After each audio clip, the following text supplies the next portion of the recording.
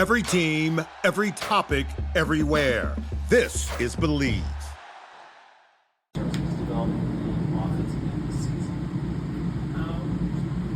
dedicated a lot of time this past off-season during the summer working on his left hand, ball handling, finishing with the left hand. Obviously, he's in his second year, so he's a little bit more like he know what he can expect. But we had great conversations. What does that mean? That doesn't mean that you have all the answers. You know, you're gonna still be exploring the league, and now teams are have more antennas up, and how they're gonna be guarding you. What you need to do to improve your defense. So constantly, it's about process and learning. But he's doing a really good job, especially lately, of taking care of the ball. And his assistant turnover ratio is pretty high, so that's something that we really focused on him.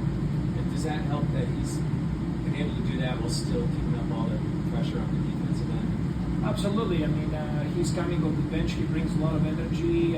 He's ball pressure. He's high level. That's what he does, and that helps our team tremendously. And he's learning how to sustain that, how to play on both ends of the floor while playing their style. You guys played as complete of a game as possible last time out. I'm wondering if you're looking at tape, was there any moments within that game? Obviously, there's always something that you can build upon, but what stood out to you of just ways that you guys have adjusted this time out? And, I do love when we play games against same teams in a short span of time. I think it's a great learning opportunity for our team. We're playing against a great team, great coach. I'm sure they're going to have their adjustments. They're going to come prepared for the game. So I'm trying to anticipate what Quinn has in his head, and I'm trying to get ready for that. I mean, it's at the end of the day, we're really focusing on us and what we need to do execution-wise.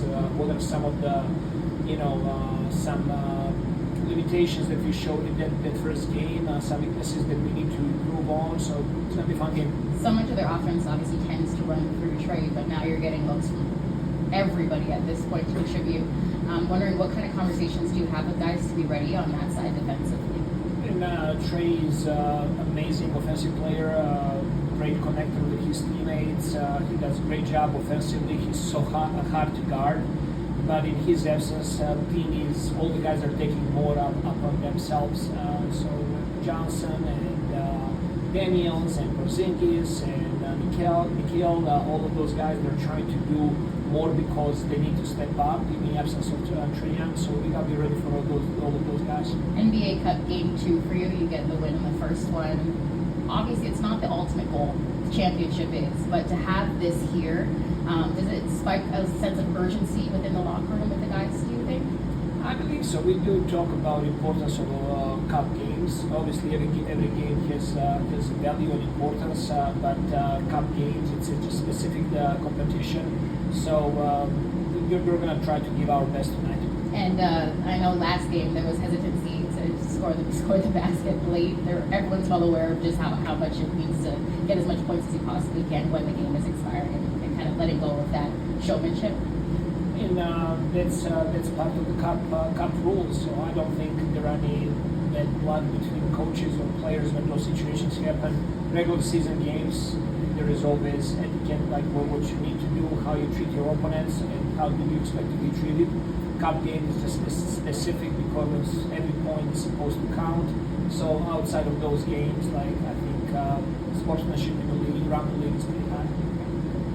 Coach, one of the early season trends that we've been seeing is a lot more defensive pressure in the backcourt. I mean, you guys are leading into that in particular.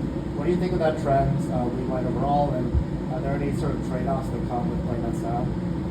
And every team is looking for some small advantage where you can have it. We've been trying to install this for 2 years now. We did it last year, a whole year. We were really successful in the second part of the year with that ball pressure. There are more teams in the league doing it. I think it's good for the game. I think that NBA fans, they love both ends of the floor. They like to see good defense. They like to see offensive players. I think it's good for the game. So every team is trying to do it according to their personnel, how they think best for every team. Coach, after the first game down here a couple of weeks ago, we saw a really good video of you in the locker room after the game, celebrating it.